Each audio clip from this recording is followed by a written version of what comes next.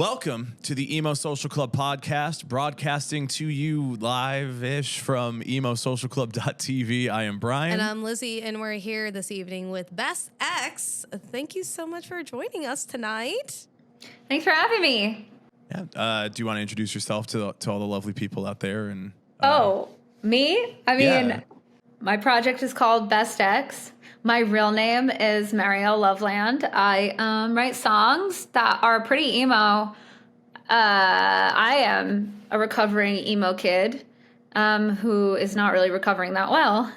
I just never grew out of that phase. And I thought maybe come on, I knew I never would. Does, it's all coming back around now, and it's all nostalgia, and it's all the kids who grew up that way, and then like we all grew up, and then we just said, oh wait, there's a moment for me right now. I can just do this forever, and I never have to actually stop it. Where like the whole like it's just a phase mom thing. I'm like, well, yeah, but also like not if I don't. No, it doesn't have to be if I can. Okay, just but keep the doing hair that some of us had, the hair that I tried to have, but my mom wouldn't let me. Thank God she had the sense not to. Sure. That definitely was a phase. But I would have been here with like, I would have been in my high school homeroom with like the raccoon tails. Yeah. Yes. And like the spiky layers with like the bad extensions. I mean, I still have bad extensions now, but I'm trying to make them look good, not like purposely bad.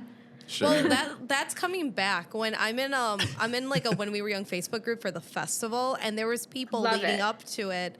They were like, "Look, I got extensions put in, and it's literally the raccoon tails, and it's like in their hair, like not for just the weekend, but like they got it professionally dyed, cut, and installed." And I'm like, "Girl, do you know how expensive that is?" I know. Yeah, I was like, "That's not. You could do cheap. that for free. That's how the look is so bad because we were all doing it to ourselves for free. We were going to Hot Topic, getting a little tease brush, have no idea what we're doing, and just hoping for the best. Yeah. And we spent like what, $10? You just look at somebody else's photo on MySpace and you're like, I can do that. And then, no, you can't because you can't. That's so, oh man, that should stay there. Just I remember I saw memory. it and I was like thinking to myself, my girl, say psych right now. Stay psych right now. And she did not say psych. Go up to her and say roar. I mean, that's like the language. The language of the people, of the scene people. kids. It's like any yearbook though. Like there's always a fashion, there's always a hairstyle, haircut, and like the way you look, and then you look back at it and you go, oh my God, can you believe we wore that? And it's like, yeah, because at the time, like if I ever met a girl who had hair like that, I'd be like, now hold on. Like I gotta say though, like, when you look back at like 80s yearbooks, you'll see, like some funny teasing or whatever. You look back at 90s yearbooks, you'll get all of those like pixie kind of almost mullet, like shortcuts on girls, which are super trendy now. That emo thing it wasn't good then, and it definitely isn't good now. Sure, the swoopy bangs, that's something that we can all look back on and be like, you know what? Actually, it was kind of cute. Yeah. Even though it's not in style anymore. But the rat tail, no, rat tails were never good. I don't think so. If somebody rolled up to me right now in like 2023, if that girl in that Facebook group rolled up to me in person and was like dead ass, like, this is my hair, it's attached, I spent like $700, I'd be like, I never want you to speak or look at me ever again. But what's so interesting to me is like the people who listen to that music it's not the kind of music that's at When We Were Young. When We Were Young is fantastic. Like, it's my dream to play that festival. But the kind of music of the girl with the raccoon tails was like weird, niche, local screamo bands. Yeah. Like, that's what it was. It wasn't like Dashboard Confessional, one of the greatest bands on the planet. It was always like Alisana and like Attack. At least for like my friends who had Attack. My friends who had that, they were like unapologetically into Broken Side. Oh yeah, Broken Side. Yes, Broken Side. Yes. I don't really. Okay, so I got to be honest. I don't think I've ever listened to Broken Side, so I don't know. God, you're so lucky. If it's good or bad. You're so lucky you've never heard. Okay. But I think of like Blood on the Dance Floor. Sure. If you listen to music now, like hyperpop now, or like there's just so much more music available to people now that you can just do whatever you want. Like I get some of the worst shit like promoted to me on like Instagram Reels or TikTok or whatever. And it's like, you can just make whatever now. And there's like a certain contingent of it that is like, this is what Broken Side was doing like 10, 15 years ago. Good is the but thing. It's like, it influenced so many people, clearly. I think that stuff did influence stuff that is good. Like, what is it? Like 100 gex, 1,000 gex? Yes. Yeah, whatever. yes. They're 10, really 000. cool. Yeah, I'm like number blind, so I can't remember any number. You're right. You're right no matter which number you said. Yeah, there. any of those, honestly. But there are like really cool hyperpop acts that are like, you know what? It's refreshing because like I listen to it and I'm like, this is like what it should have been. This is like, it's like redoing history the right way. Yes. It is not blood on the dance floor. Yeah. Correct. Well, let's talk a little bit about your music. Yeah, You just said we're so bad at that. It's not Blood on the Dance Floor, but it is bedroom pop. And With a Smile came out last month. And that was like your most recent album that you dropped after dropping your previous album during the pandemic. So how was this, like, producing this and getting this all together to get it released compared to your previous album? I mean, it was kind of the same process, but like the feelings behind it were different because this was like my first solo full length. And with an EP, I feel like I don't really think as much about like maybe overall themes and stuff. Like I kind of just like, I want to make this song, I'll make this song, I want to make that song. And then I'm like, oh, okay, I have like 5 songs, I'll put it out or whatever. But this felt a lot more intentional. When I first started, you know, I wasn't sure if I was going to be making an album or if I was going to be making really anything but like a single. And then pretty shortly after, Iodine Records reached out to me, shortly after I recorded like the first song that's like on it. And they were like, do you want to make an album? And I was like, yeah, sure. So that kind of like pushed me in the direction of making this album, and I'm just so blessed that they like gave me this opportunity because it's been so long. And like I have a success record with Candy Hearts, but I don't have anything really to show for just myself. Yeah, I definitely remember actually finding you like when I was an undergrad in college radio for Candy Hearts, and I was like, oh my God, like this is the stuff that I really like and I'm really into. And then you kind of pivoted, and I still really, really liked it. So what kind of caused you to do that pivot? Was it just like, you know, you were just like, I'm done with this like emo pop punk kind of stuff, or is there anything that kind of like helped you shifted into getting more into that genre? It was a slow shift. It was like a lot of different things. Definitely, I felt like I was kind of growing in like my favorite music in high school was really more like I was obsessed with Saddle Creek Records. I loved things like Bright Eyes, Rilo Kiley, stuff like that. And I always wanted to make music that was really so heavily influenced in that. Like I wanted to make music that sounded like my favorite records. And, you know, I loved pop punk in middle school. And I feel like when I started Candy Hearts, I was like going for more of an indie vibe, and then one day I'm like, you know what, I want to write all these punk songs because I'm like really vibing on like the Thermals and like old Blink-182 or whatever. And then people just liked it, so I like ran with it without even thinking. I'm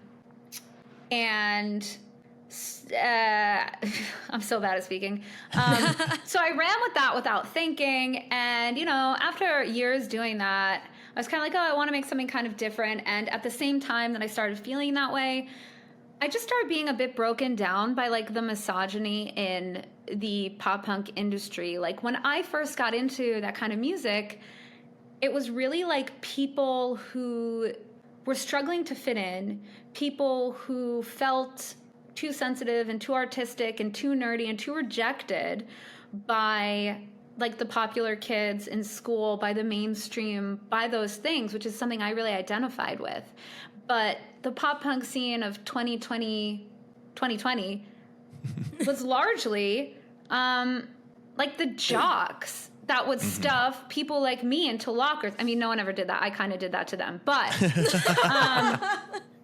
but you know, figuratively, if I was someone else like me, you know, those kind of people who like, I guess it makes sense because if you look at the old pop punk records, it's all about hating your girlfriend, but it doesn't seem like it's coming from a place of misogyny to me in most of those cases. It seems like it's coming from a place of like, this relationship didn't work out and I'm really hurt. Whereas when I was touring, it seems so much came from the place of like, we don't value women. They are here to serve us and we don't care what they have to say. And I had so many experiences on tour that were just so, from microaggressions to like real aggressions to like dudes in bands just like grabbing my boob as a joke or grabbing my butt and thinking it's funny, and me not being able to say anything because I have to have these men like me and want to be my friend for them to take me on tour, which in the end, most people didn't want to retain any sort of connection with me when they went home to their wives because they didn't view me as a peer. And that was something that I was just not willing to live with in like silence anymore. And I wanted to find a space that had more women in it and was more friendly to people like me. I think that's been the biggest thing that I've seen. I started working in the music industry with a lot more like indie rock and indie pop. And over the years, I've obviously heard like an emo and pop punk, and I see like the stark contrast of like diversity with that across the board, especially with women and just non-men in general. And I think also to the point where when you were touring as Candy Hearts, that was what I like to call the brocore years, where you had all these more like jock-centric bands kind of come out. And I personally, like, I never got into them. I have a lot of friends who are still really into it now because these are bands who are obviously still active and touring. But it always set me off, like, strangely, because I'm like, these guys would actively, like, would want to bully us. Why are we giving them the attention? It was so weird. Yeah. It was so weird because I started in the very, like, DIY punk scene of, like, making my own albums, playing house shows, things like the scene was, like, people who would go to, like, Fest in Gainesville. And those people largely don't have a tolerance for that kind of thing, and they're very accepting. But the minute that I started getting success and doing things that were more mainstream, like Warped Tour, like the Glamour Kills tour, like those things that would be sponsored by Zoomies or whatever, like that festival I played that was like at Six Flags theme park. Like when I got into that world, it was just unbelievably misogynistic in a way that I was just like, it was just shocking. I don't know. Like, cause I mean, I was just such an emo kid in high school that like was definitely, well, emo was getting really popular when I was in high school. So I wasn't pushing the lockers. I was more the guy who's just like, no, I'm too cool to push in locker. I listen to the Used. Hell yeah. But, and then like Fall Out Boy took off, and then everybody in my high school was like, oh my God, you listen to Fall Out Boy? Like, you're so cool. I'm like, I hate Fall Out Boy. I'm too Oh my cool God, for we would have that. been like best friends.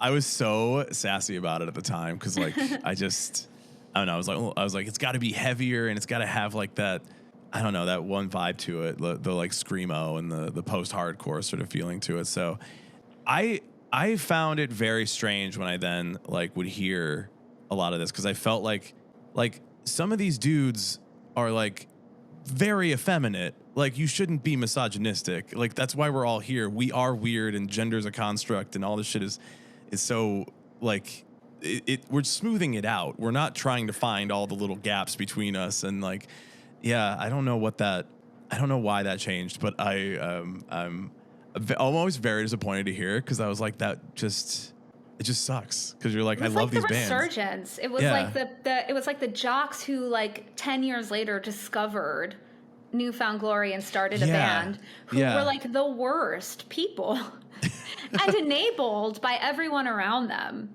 Yeah.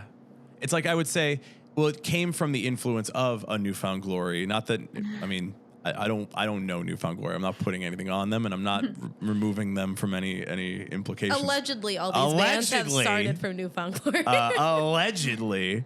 But it just feels like, yeah, you're right. There was like a lot of bands that came out after that just sort of like never had to go through the same shit, but could pick up a guitar because it was already made cool by bands like Newfound Glory or Blink-182. And it's like, oh, the guitar is cool now. And it's like, no, fuck you. It's supposed to be for the nerds and the weirdos. And you're... Stop taking my cool thing. When I was in high school, I had like one friend who liked alternative music. I didn't know anybody else who was into that kind of stuff. Yeah. It was always like, I I feel like I went to a weird high school because there was no like real cliquey sort of attitude to everything. It was very like I would go to football games and the football players would come to like theater and choir productions that I was in. That's weird. I'm saying like everybody was. It was just very like intermingling. Like High School Musical? Yeah, I was about to say, were you trying you Troy to be Bolton? Okay, don't give him the Troy Bolton. Give He's me not the Troy Troy Bolton. Bolton. No, don't give him the Give Troy it to me. Bolton. I just found He's it very more like Chad. okay. First of all, just the phrase feels offensive. You know what? That is Corbin Blue. All right. All right. You should feel honored by that. All right, that is an honor. To be honest, he was always the cool one. I'll take a compliment. I met him once. If his name wasn't Chad, I'd feel better. Were you going to see High School Musical? Musical? So chill. Yes. I don't know what it was, but there was a lot of that, like, sort of, yeah, everybody was just, like, kind of on the same level. And so I always feel like this experience that I'd go to see a movie and they'd be like, oh, you know, being bullied and the nerds and all this. I'm like, that's just not my experience. And I'm like, am I missing out on this, like, good time? Like, would I have made better art if I was more fucking bullied in high school? Maybe. I don't know. Sometimes it's the trauma that fuels it. Maybe. Yeah. I mean, my high school was literally like Mean Girls. Like it was just this is exactly the truth. Like my husband is foreign, and he always, assumed that the portraits of American high school on television, like what you're talking about, oh well, I'm gonna 3-way call your boyfriend and get you to say something embarrassing, or the guy you like they assumed that that's not real, and I'm like, no, that's exactly people do that. Yeah, exactly. It's the stories. one thing in rom-coms that is real. I will tell you, me and my friends, when we were in middle school, we definitely did that. Oh, definitely someone did that to me, and then I did stuff them in a locker. Yeah, but that's a consequence of their actions. I feel like, not unprovoked. Yeah, see, and if you fit in a locker, well, guess you're going in. Okay. I feel like we're finding out that of the three of us, I'm the only one who wasn't a bully. You didn't need to be. Bullies are made. They don't just come out that way. There's a reasons why people have to become bullies. Apparently. That's why we say nowadays sometimes bullying. Okay. Like I just, everyone's like, oh, I'm coming to the play this Friday night, and it's like, you sure? Granted, in my high school, I was in the weird alt kids who didn't always know how to talk to people or have that many friends. We absolutely made fun of the theater kids. Of course. Oh, everyone made fun of the theater kids. Yeah, we were like, don't one talk to person me. who didn't make fun of the theater kids. I was in poetry club, the most punchable thing you could do in high school, and we still made fun of the theater kids. Yeah, I was in the journalism and film club, and we were like, these theater kids absolutely fucking not. Theater kid Brian over here. I absolutely get it, understand, and agree. I mean, I did all of the things you're describing too, because I also did a poetry and speech team, and I also did journalism and broadcasting in high school. So you were busy. Apparently it was like once a semester there'd be a class you could take, and then it's like, okay. I honestly don't know how I was not bullied more, because I was on marching band. Yeah. And I played mellophone, which is not even a real thing. I mean, I guess it is, but it feels like it should be fake. And I was the president of poetry club, which by all means should have no president. Mm-hmm. What are you presiding over? Yeah, I was about to say, do you assign people poetry to read and recite? I don't even remember what was the responsibility. I think I just was the deciding say on which poems were going in the chapbook we made. If there was a disagreement, I was the deciding. You were but really the teacher was the deciding, so really, I had no power. It was the illusion of power. Yeah, you were like, hey, this poem sucks, but I guess we'll let the teacher really decide. Yeah. But I mean, put it on your college app, I did. President of poetry, exactly. See? I got into a very prestigious poetry program, which all I'm saying is definitely worth the investment of college. It looks very Poets good make on a resume. So much money. Yeah, exactly. Music is just poetry with music behind it. And here we it's are, fine. you being a musician, it all came back around. Yeah. Yeah, I also studied songwriting in college. Yeah, exactly. So I got a degree and a minor in two things that are real big money makers. There you go. I was definitely planning to be a very rich adult. Yes. Well, look, yeah, I also went to college for theater. I don't like talking about this at all, but because now you're like, yeah, we beat up the theater kids. It's like, cool, I did that for a long time. Well, not in college. In college, they were like real actors by then. Okay, I will say the ones at my school were not.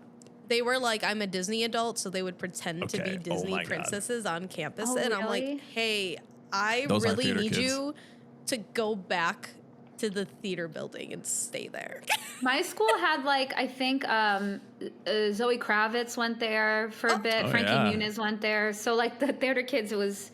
Oh yeah, not- I'm talking about a D3 school, so like Yeah. we're not fueling We the mind. did not have poetry president on our college applications to get in anywhere prestigious enough. Should have become the president of some other small extracurriculars in high school so that I could have had. So I could have gone to class with Frankie Muniz. Just like a very niche. Just find a very niche club. It worked for a little bit. This is what happens. We start talking about music, and I was like trying to be like, well, poetry and then music and all that. And I'm like, I got nothing. I mean, it's all the same thing, I guess. It's emotions. It's thought provoking. It's trying to express an abstract idea through the art of word. It's a lot of people with questionable hair choices. I mean, It's including a lot of myself. people. It all really comes Including back myself. around. Yeah. But along with your album that dropped last month, you also dropped the single "The End," and I was really withholding myself from doing a transition with that. So you're welcome, Ryan. Thank you. Radio Club, president of Radio Club Transitions. You mean She's I got majored it. in She's slaying. She's on it. I was the top of my class. Oh, What do you okay. mean? I was the top of those three.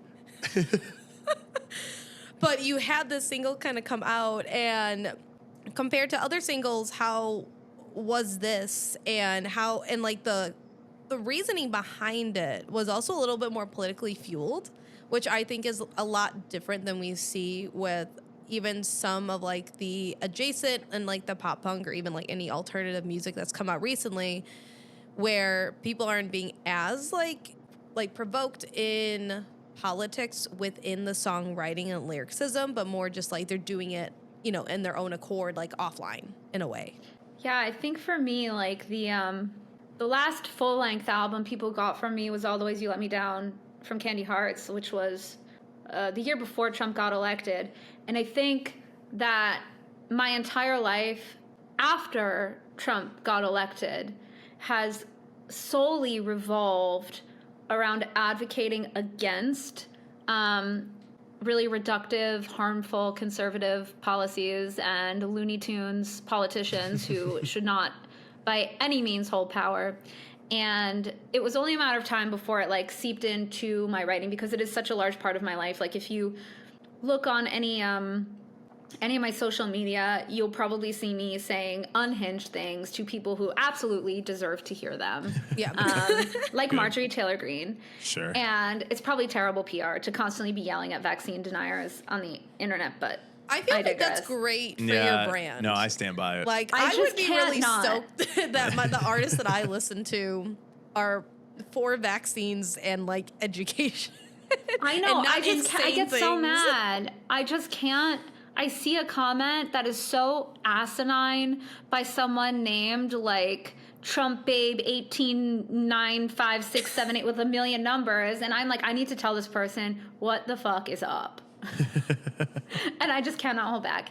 And they never have a profile photo, or it's some like middle-aged like woman with like my untoned blonde hair, my same. I need to go to the salon, just like with like a smile that's filled with hatred. And But don't worry, their hair is fried though. Like it looks like it's about to fall off, and your hair does not look like that. Well, it does when I don't do it. It's fine. I mean, it happens to those of us with dark hair who dye it. And you know, when I'm middle-aged, I will probably look just like them, but I won't be using my Karen powers for evil. Right. I'll be using them to do exactly what I'm doing right now. Positivity. But yeah, it was only a matter of time. I can't keep my mouth shut. And that song, just, I was so fed up with it. And like a lot of the music I'm working on now is not really music about love. It's about the state of the world. And I feel like so much of that album is about kind of the state of the world and my personal feelings on it, even if it doesn't necessarily come across in the lyrics. Like, if you look at the song Stay With Me, it's about like struggles with mental health, and a lot of that has to do with like it being exacerbated by the hopelessness that I feel when I watch Ron fucking DeSantis with his shoe lifts trying to tell the world that men should not be allowed to wear heels, even though, you know, trans women are women. They're not men. It is mind-blowing that this man walks around with the floppiest ass front of his shoes so clearly wearing boots that he should never be wearing. The man does not look like he should wear fucking cowboy boots that are very clearly hiding the fact that he is 5'8", and like a man who really cares about being a man and being so masculine and all this. It's like you're lying about your height, and you're complaining about gender and bathroom bills and all this shit. It's like, he is such a coward in every sense. Yeah. He's afraid to not look like a manly man, to the point that he needs to gender affirm himself by wearing shoe lifts. Exactly. But other people who want to gender affirm cannot. He is adjusting his gender identity in public for his audience, and that is ridiculous because he's so fucking against it in all of his policies and all his other bullshit. I have been making fun of him for these shoe lifts to everybody that I possibly can. Every time it comes across like anything I'm looking at, I'm like, nope. I just need you to see this. This is the man. This is your guy. This is your this is your king. This is your Florida. Like, no. The shoe lifts are it's too much. That's the final straw. I know. I really hate that it's all optics. Like I don't really want to have like an optics discussion about Ron DeSantis when he's done so much awful shit and ruined Florida and made. I also don't believe that we should just give all of these beautiful places in the United States over to the worst fucking people. And I'm like, we gotta fucking like just show up in Florida one day. We're taking Florida back. We're taking Fort Lauderdale, brother. Florida, the home of like Florida was always like the best place to like play pop punk shows, like a huge vibe for pop punk. And last time I went there, I went last year to play Fest, and my grandma lives there, so I got to visit her. And the vibes were so off. I mean, not at Fest itself, among the people who go to Fest, the vibes don't miss there, but outside of it, literally like a Proud Boys showed up to the venue that I had played at. I wasn't there because I would have loved to see it. That would have been hilarious. And they got their ass beat. Of course they Good, did. as they should. They're like, oh, you thought you could roll up? This is the day that you can't do that here. There's so many keyboard warriors who are like, I'm unaware of how the real world operates, where if I say some dumb shit, I'm getting my ass kicked in public, which I don't know. I guess I'm not so against nonviolence in certain aspects of like racism. I'm definitely against nonviolence, except if someone is trying to be violent towards you first, which those people were. So, I mean, if you punch someone, I think they're allowed to punch you back. Yeah, that's a consequence. I remember talking about that with one of my department heads. And he's very big. I was going to fight my department head fucking fast. No, he's like a big leftist, and it's fine. I was going to kick the shit. Okay, I got a B. I'm going to kick the shit out of him. No, this was on my department head when I've been teaching at college, at least. I was able to have like a normal conversation. And I was talking about it, and I was like, and the conversation came up because he used to be in like these OG like DC hardcore punk bands like the 80s. So we would talk about it. And I'm like, yeah, like this whole discourse is going on right now about punching Nazis. Are they inherently like they're visible, which means they're violent, that you can punch them? Or do you wait until they inflict some type of actionable violence instead of their just presence being there? And he was like, I would never punch them unless they did something to me. And I thought that was such like an interesting thing because I was, there's so many other like optics to that because I personally see them just being there as an actionable problem. Correct. I think that they're people who their existence is violence. But yeah, I don't know. I don't think you can raise a hand to someone who doesn't raise it to you first. Like Unless they're threatening you. Yeah, legally, if we're going by like police standards. Are we? I do. I don't know. I just don't think it's right to like hit people, even if they're Nazis. I think yelling at them and publicly embarrassing them is probably the better way to go. It's also a safer option depending on who you are in those situations as well. Yeah.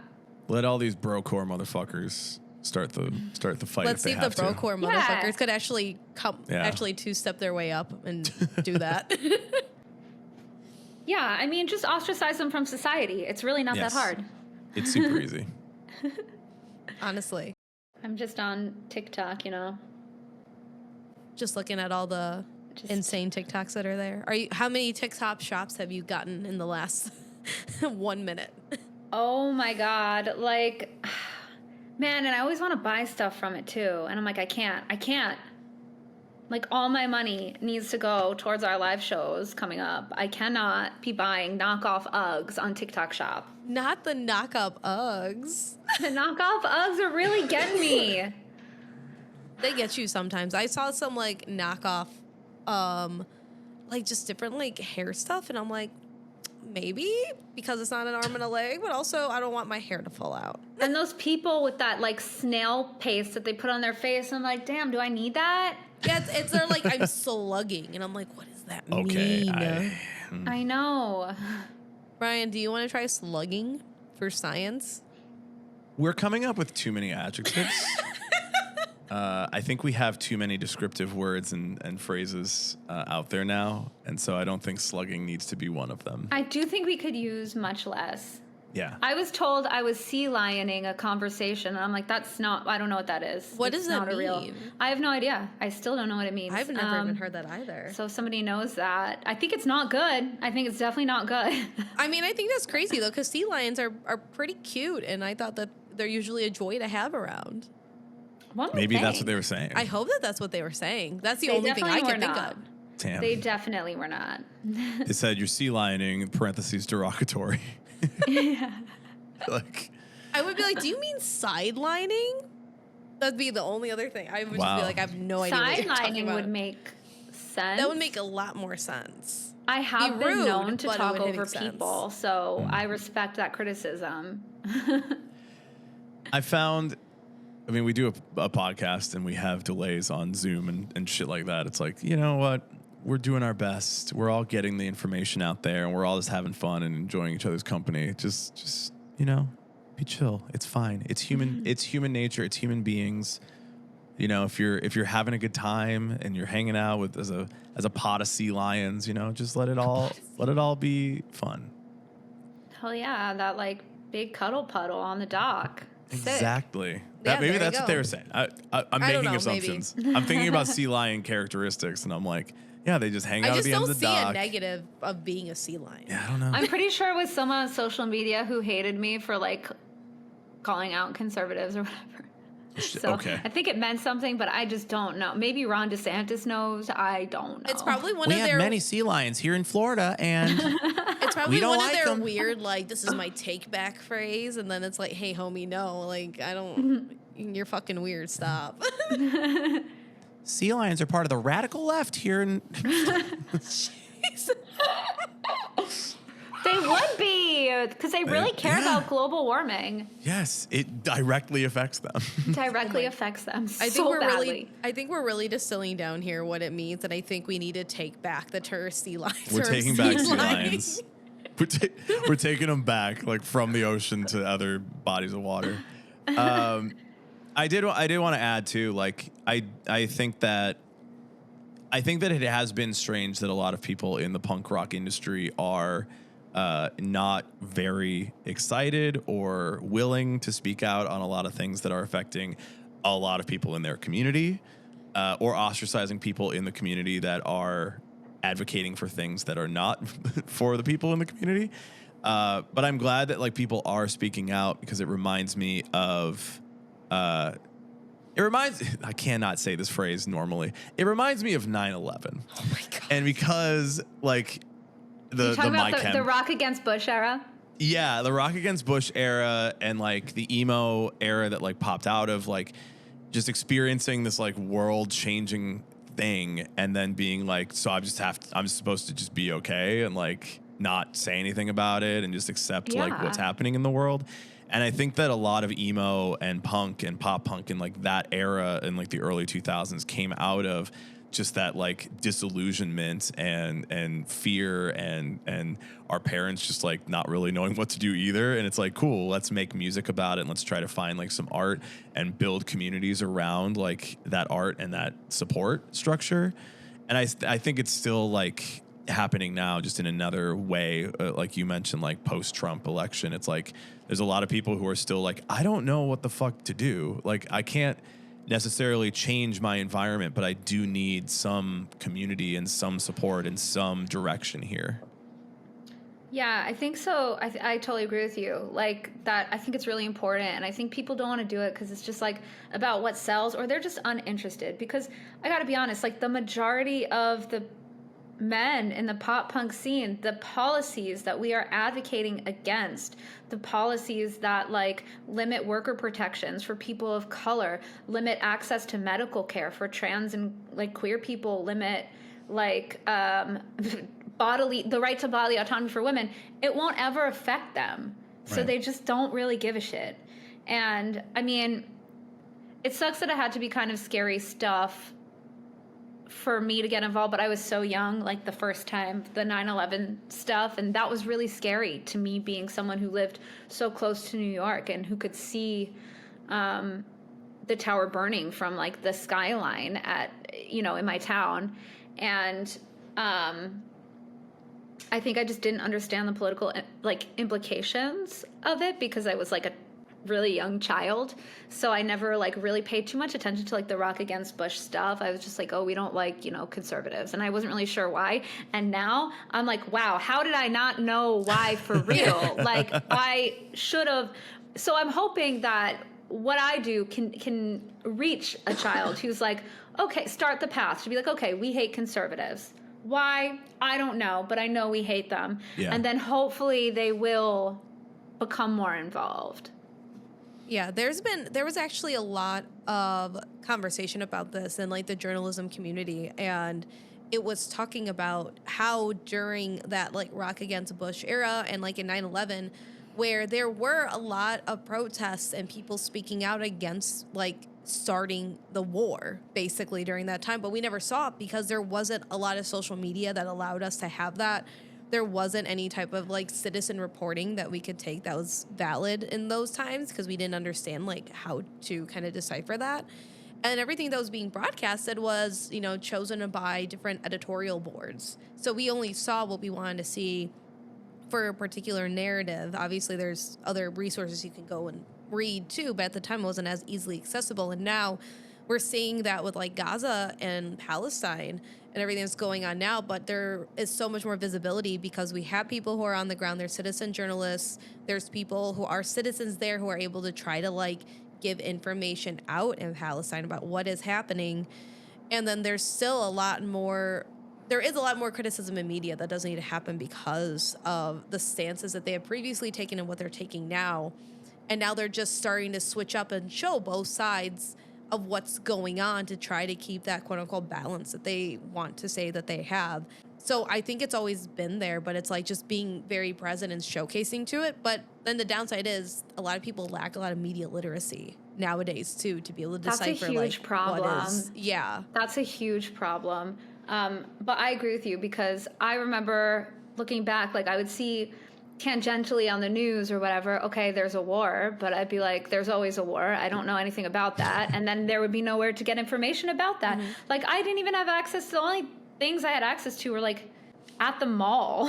Mm-hmm. Yeah. Like, you know, like, okay, so I could like read a magazine at the mall or at like Borders, but like what's that? It doesn't really, I would have to purposely seek it out. Whereas now we're getting fed the news constantly everywhere that we are.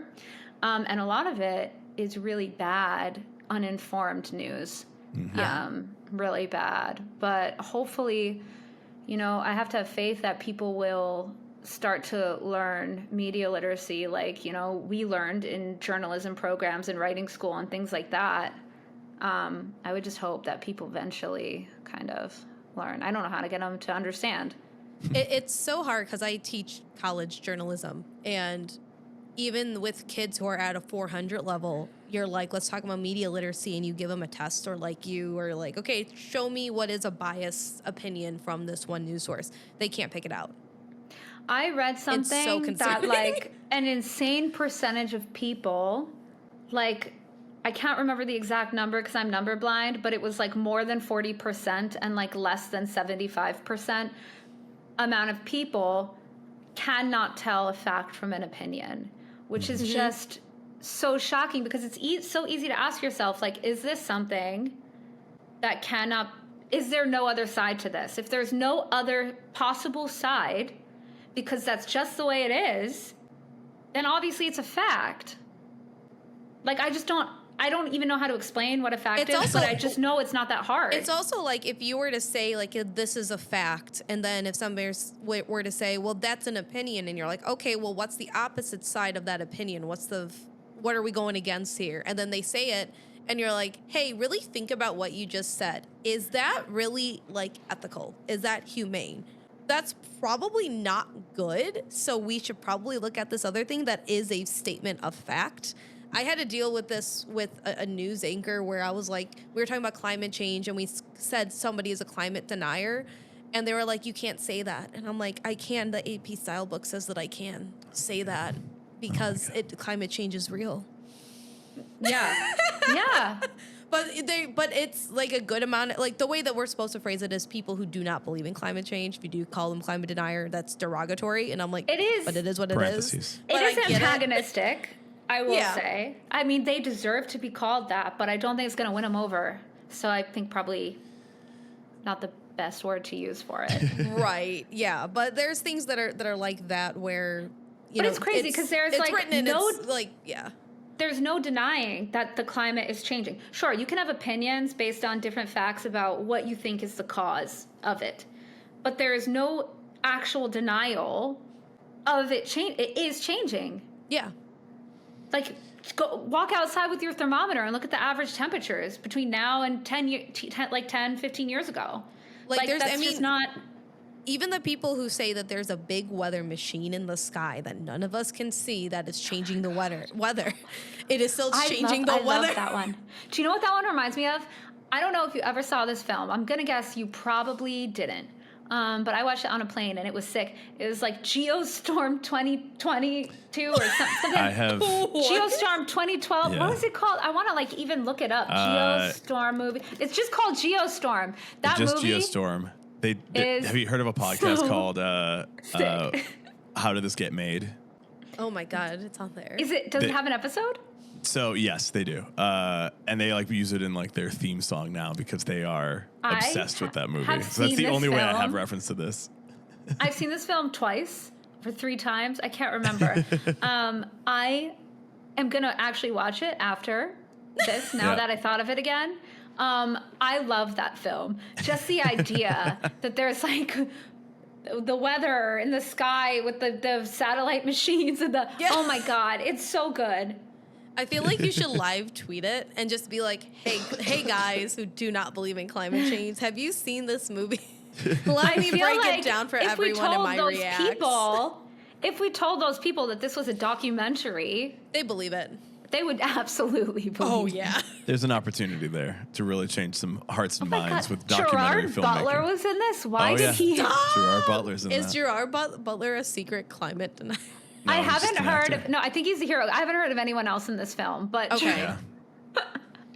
They got Gerard. That's all they had to do. They said this guy, he can do it. I just love, honestly, I really love, like, bad disaster movies. Like, The Happening is... I've actually seen The Happening 10 times. Oh, my God. That's way too many times. I watch it, like, every other year, if not once a year. That's amazing. I saw it in theaters twice. Oh, my God. M. Night Shyamalan is my favorite filmmaker, and The Happening is absolutely one of my favorite films. So I need to derail, and I need to ask you to tell me more about M. Night Shyamalan being your favorite filmmaker. Okay, well, M. Night Shyamalan does a lot of world building. Yes. And the worlds that he creates are so meticulously crafted that I just respect it so much. And I even thought recently of like, I was watching Signs and I'm like, wait, there's a plot hole here. Like, why, if the air has humidity in it, wouldn't these things die? But someone online there were explanations online for that I cannot remember, because information in my head is kind of like, oh, that's legitimate. There's a reason, so I'll forget it. Yes. Yeah.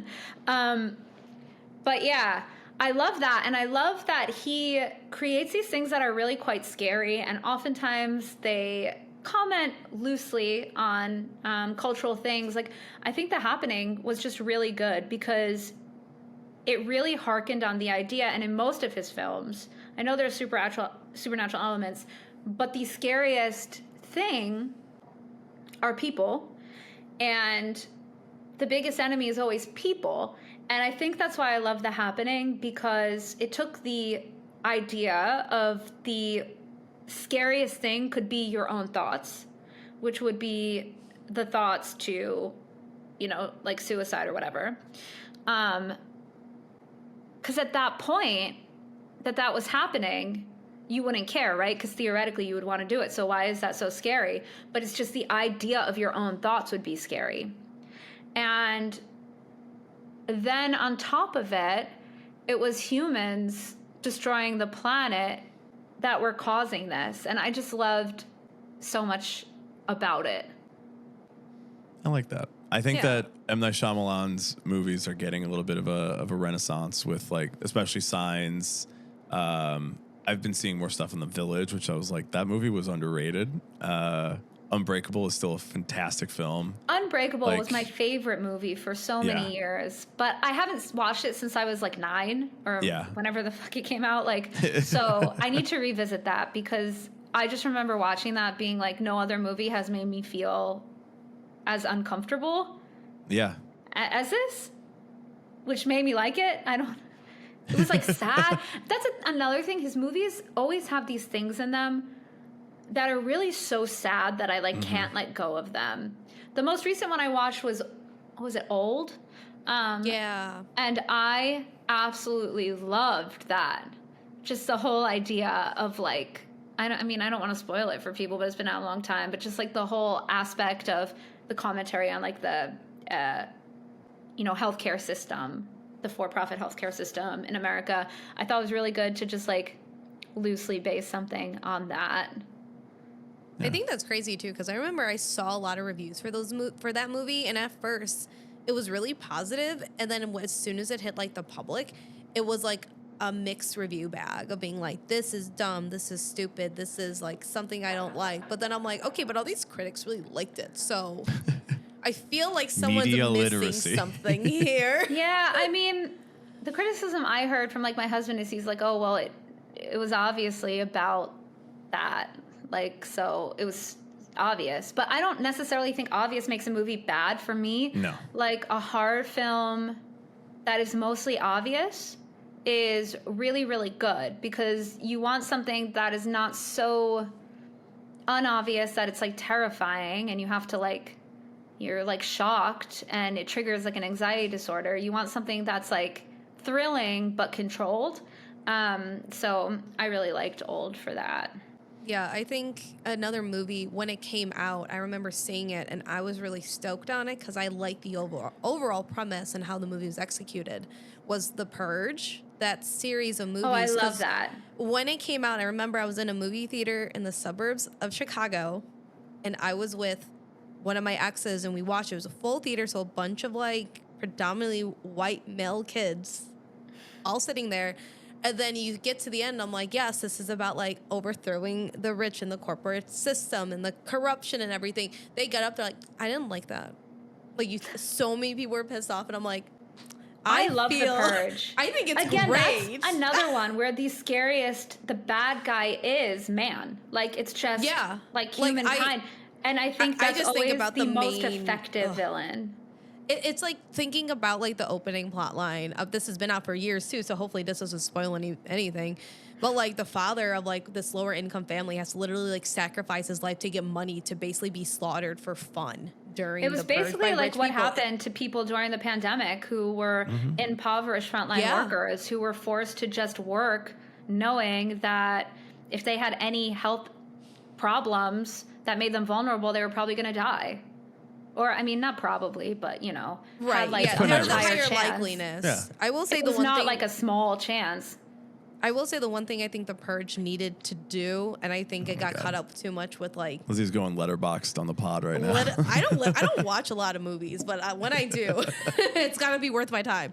Was that they could have dove more in? I feel to like talking about like more of like the different like races and how people could have had more like community and not like uprising, but like trying to overtake things like that. They did more of that, and like I feel like they did more of that in the subsequent ones. I mean, there's like how many of them? There's so many. I think plus there a was series. 3. I've watched all of them. I've watched all of them. There's definitely more than 3. Definitely more, because I remember the Purge election day. Yep. Yeah. That was only all. 3. Yeah. There's 1, 2, 3, 4, 5. There's 5. Yeah. Oh, okay.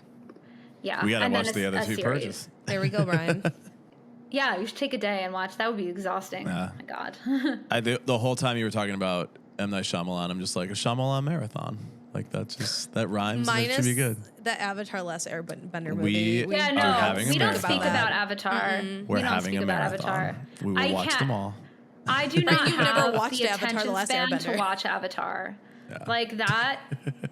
Avatar's really bad. I mean, I don't even know Yeah. because I couldn't watch the whole thing. I just watched some of it. I'm like, Exactly. I can't. And I know that one had a climate thing too, right? But I'm like, I can't. This one's It's like, like, look how you've murdered my boy. yeah, That's literally what it was. I can't with that one. Well, I find it interesting that we're talking about, art and movies and that, like, commenting on these things that are happening in the world and creating art around, like, concerns and trying to make a statement about it. And we're talking to a musician who's trying to do the same thing. So I'm just trying to connect it all together in that way, I look at guess. you. Your transitions are getting better. Transitions. But yeah, I do think it's important for music to also take a stand on some of the stuff like that. Like, if people are enjoying movies for this kind of outward expression of what their mission statement is, and we believe in climate change and we believe in the healthcare system and the for-profit healthcare system and all this stuff, and it's like, well, why can't a fucking punk band like just say like, nah, fuck that shit, like. Yeah, we need more songs like that, I think. What I was trying to make a transition. I'm not good at it. This is Lizzie's bag. I'm not good at transitions. No, you're doing a good job. Thank you. I try. He's getting better. I'm trying to get back on the topic of music as well, and your music specifically. And I wanted to say, like, okay, so where will people be hearing your music? Where will you be touring? Where will people be able to enjoy your songs live? Well, I'm playing 2 shows in December. We're doing holiday shows in New York and in Rhode Island. I can't remember the last time I was in Rhode Island. So I'm excited to see what happens there. What goes down? Oh, actually, no. I went on vacation there, like right after the pandemic, and I wouldn't go in any restaurants. So this time, I hope to enjoy some of the things that Rhode Island has to offer. It's a beautiful place.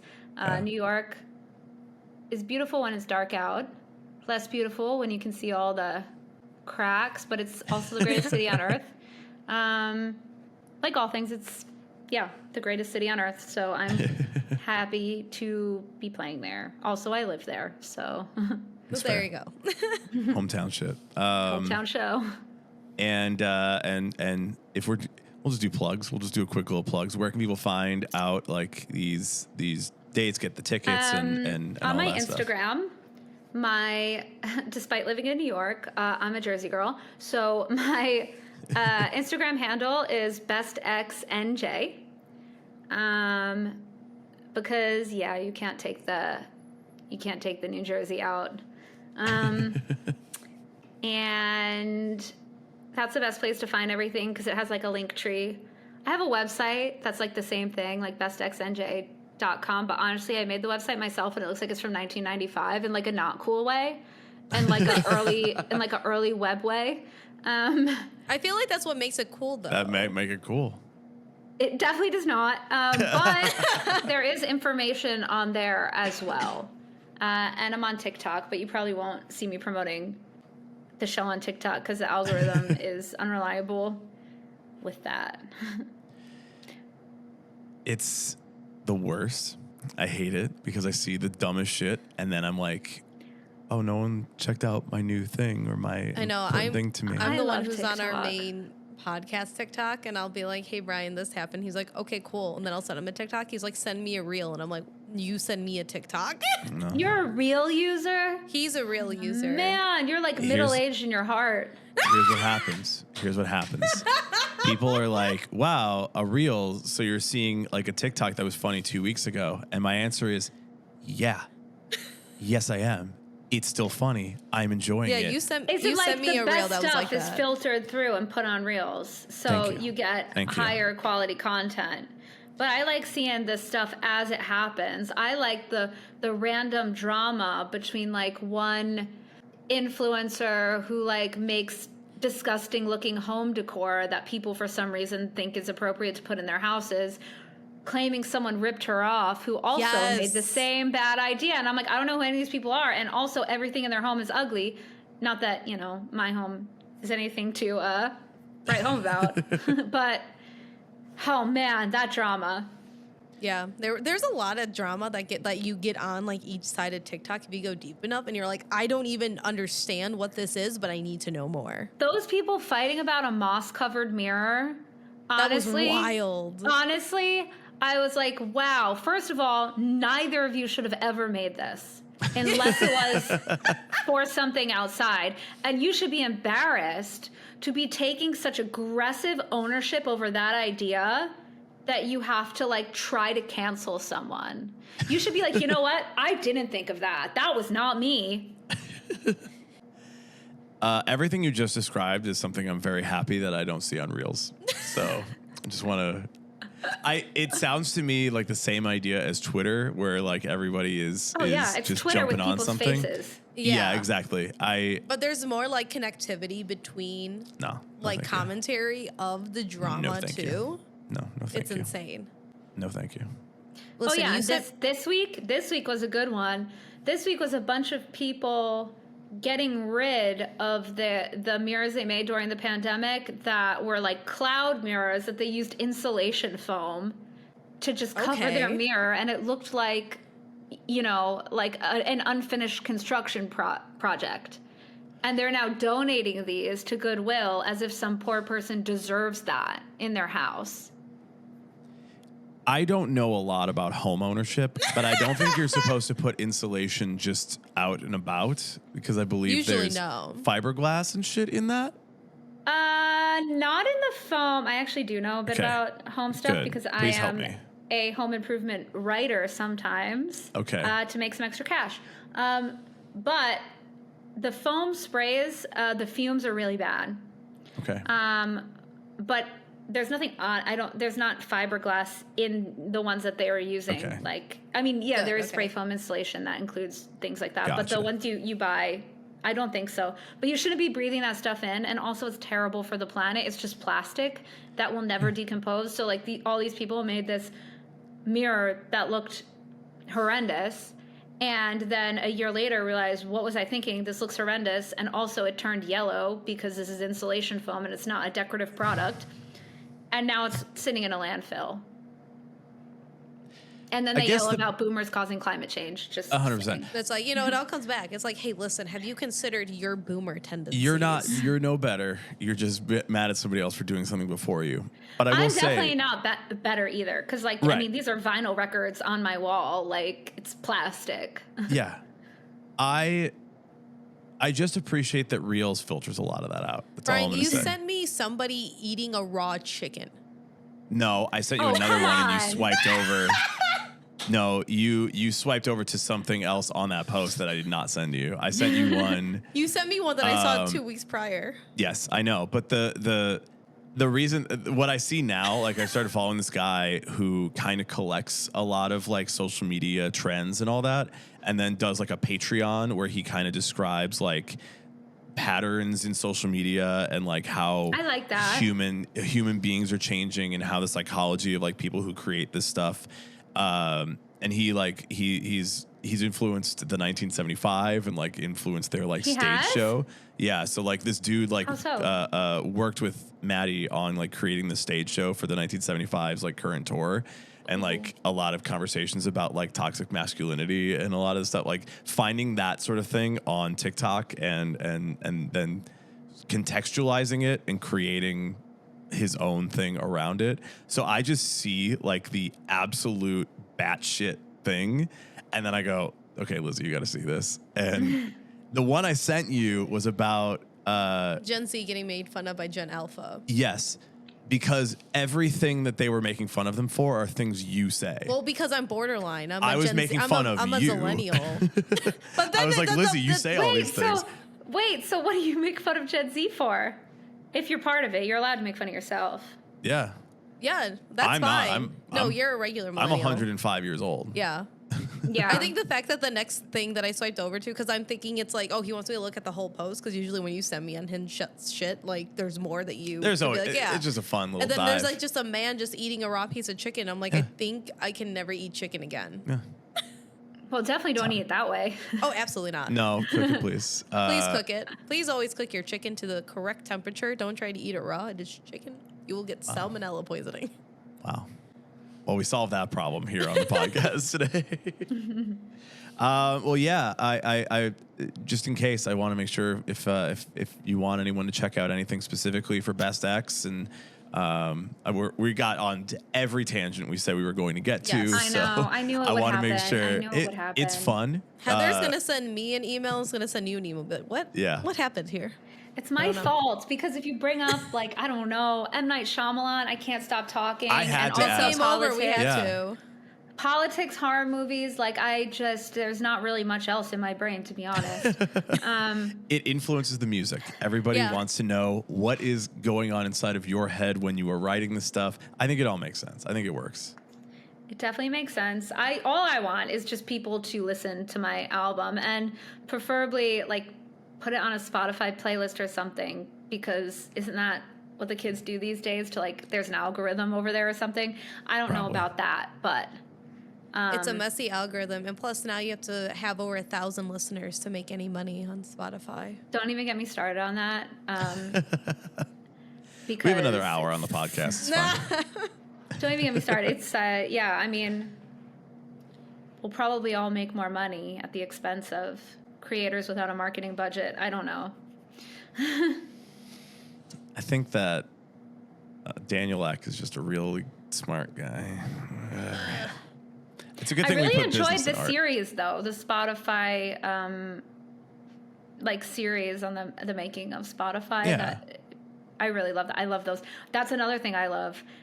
Tech founder like series. To see Like how like they came up and like what happened. Yeah, but like not like documentaries, like the dramatized series, like the WeWork one. Oh my god, yeah, we were Social for bankruptcy Network this morning. The Social Network, I watched that again with Social Justin Network is a movie I Timberlake as the watch all the Napster guy. time. Like, oh man, like I love Justin Timberlake as a Napster guy. Oh my god, That's one of my comfort movies for some reason. It's so good. Just throw it is on a at any comfort moment. movie. Yeah, it's so good. Like you just know it's going to be so good. I mean, Jesse Eisenberg. I love Jesse Eisenberg. I love it so much. I love the way Spider-Man gets all upset. I'm unsold because he was really nasty to that journalist on like, I've just read so many things about him being nasty to people. Yeah. That I don't know, but makes a great Mark Zuckerberg. Makes a great movie. Makes a great time for, I don't know. Makes a great storyline, I guess. He's stuck into the method acting. He took a page out of Austin Butler's book. Probably. Oh my God, yeah. Well, that was Those are good tangents. I actually really enjoyed all these like random talks. So yeah, make sure if you are listening, have your own little M. Night Shyamalan marathon. Minus Avatar. You watch whatever Not you want Avatar. out there. Not Avatar. Never Avatar. Not even once. And when you're done, the soundtrack to the rest of your day should be Best X, and make sure to listen to the new record, and make sure to check out the shows if you're on the East Coast, because you got a car, you can drive. I don't know why things are deleting. Why the fuck? It hate us. Okay. It just stopped recording all of a sudden. Awesome, great, cool, excellent. Thank you. I don't know. We don't know. I don't know. So many moving parts. Thank you. Thank you for being on. Thank you for hanging out with us. Thank you for guys tangenting so with much. us. I forgot to say the name of my album is called With a Smile. That's what it is. That's the one. Go get Yes, it. Go check it out. Well, yeah. Thanks for hanging out with us tonight. Yeah. Thanks thank for you. having me.